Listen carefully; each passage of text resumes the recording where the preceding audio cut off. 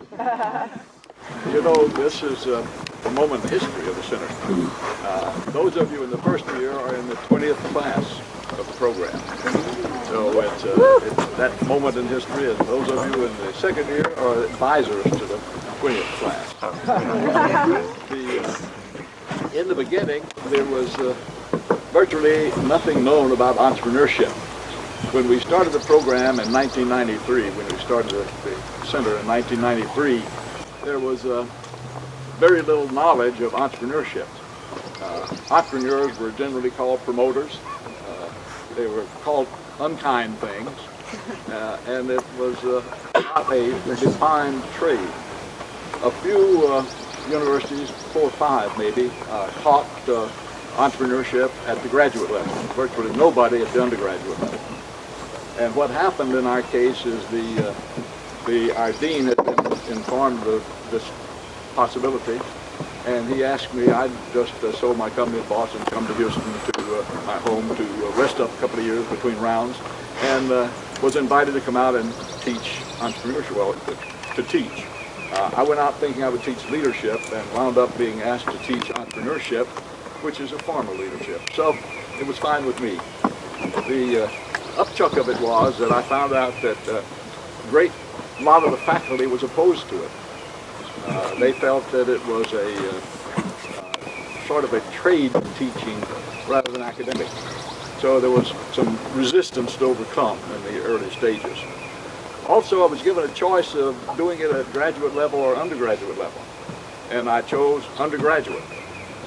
And the reason was that I had seen so many really fine minds that became very successful entrepreneurs that had dropped out of undergraduate because they didn't feel what they were learning was relevant to what they wanted to do in life. So I chose undergraduate, and I've never been sorry about that. It was one of the happy choices I've made. When we first got started, we were aimed so much at trying to get the classroom part of it right that we didn't have a backup program. We didn't have a support program at all. Didn't have to teach very long before I realized that the support program is as important as the classroom teaching. What we could teach in the classroom about the theory of entrepreneurship was very important, but equally important was how do you really pull it off? How can you be successful at it after you know the theory? And you can only be successful if you understand human beings. So we began to develop the support program, and now have found that it's 50% of what we teach is this support program that you're now engaging in. Sometimes I think more than that. We hacked around on it, built it little by little, this and that and the other, but never really had it fully developed until Dave came along. Dave has taken it and really put the teeth in the program and made the thing work. So now our support program is truly 50% of what we teach, and it truly, as you are going to find out as you go out there, very, very important to you. The retreat in particular was difficult for us to pull off properly, and now I think it's working.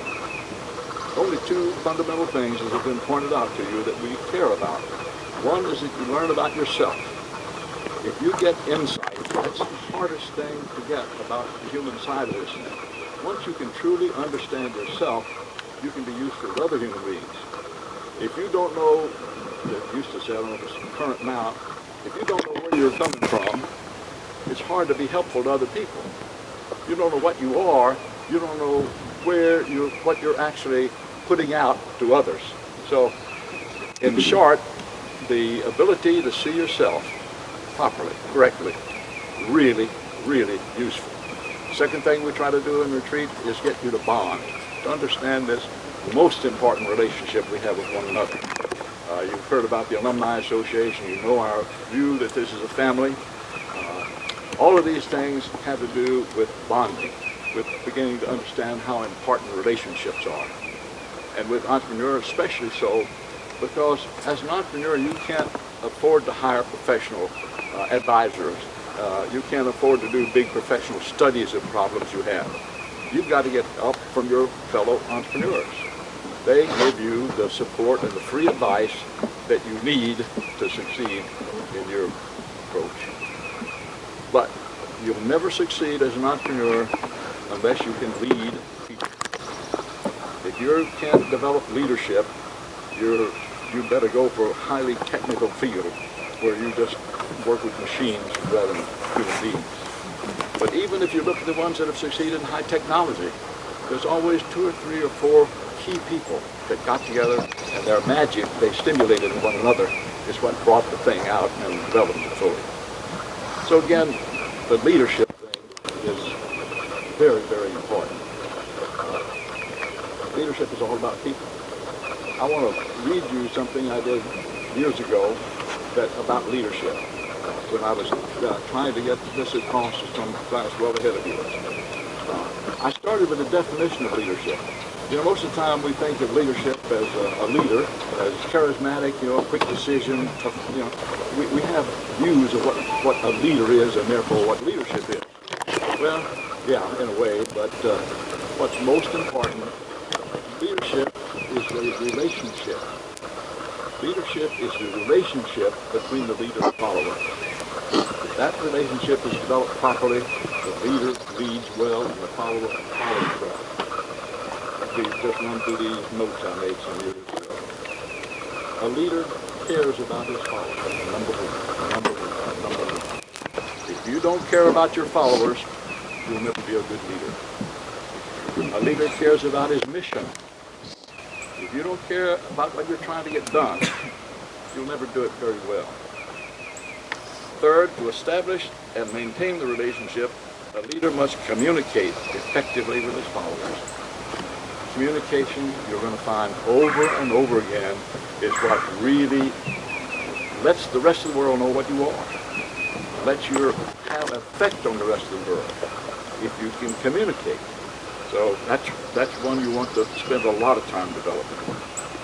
A leader has a sense of joy about his mission and knows how to share this sense of joy with his followers. Have fun while you're winning, When you're out there striving and all the agony that goes with that, have fun at it. I experienced that with the Jamaica Corporation. There were 5 of us, and we wound up all millionaires, but we had a lot of fun along the way. We would tease each other. There was no big egos left alive because they would come up with things and they would find some weakness you had and they'd pounce on it. Mine was a short neck. No neck. And they'd say things like, boy, Sherrill has a head on his shoulders. Ways to keep you from getting the ego on it. A leader causes the followers to feel the pursuit of the mission makes the follower a more important person than they would have been without the mission. It involves you in it, gets you into it, makes you realize you're a part of it. A leader knows how to celebrate with the followers each small victory along the way. Well, that's a big one. Don't wait for the big victory. Every time you have a little small victory, have a celebration. That way you get to celebrate a lot. That gets you a sense of joy, and that gets you moving along. A leader knows how to communicate a sense of worthiness to each of the followers so that everybody involved feels worthwhile. They feel more worthwhile as a result of participating than they would have felt on their own. A leader knows how to gauge the potential of each follower and how to encourage and move forward toward the maximum performance within the potential of each follower. Develop everything they've got, but don't ask them for things they don't have. You've got to know them in order to make that decision. But that's highly important to the success of both the individual and the mission. A leader never sets up a follower to fail by requiring or expecting performance beyond the current ability of the follower. Always develop ability with your followers. Don't require performance beyond the present ability. That means you've got to know their ability. Again, you've got to be aware of people.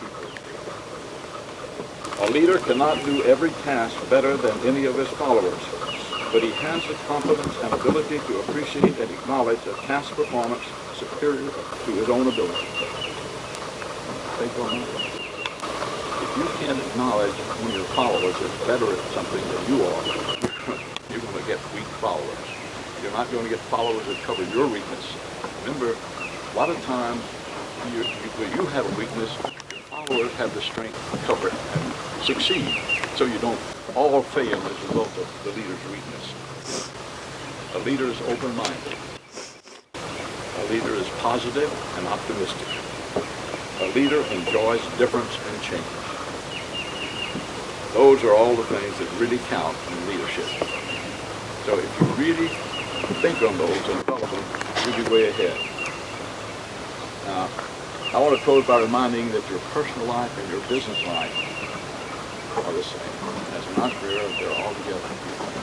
So if you want to succeed in business, you want to succeed in your personal life as well. If you think you can set your personal life aside and succeed in business only, wrong.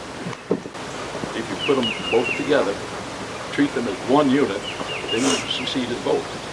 And it's not easy, but include your partner.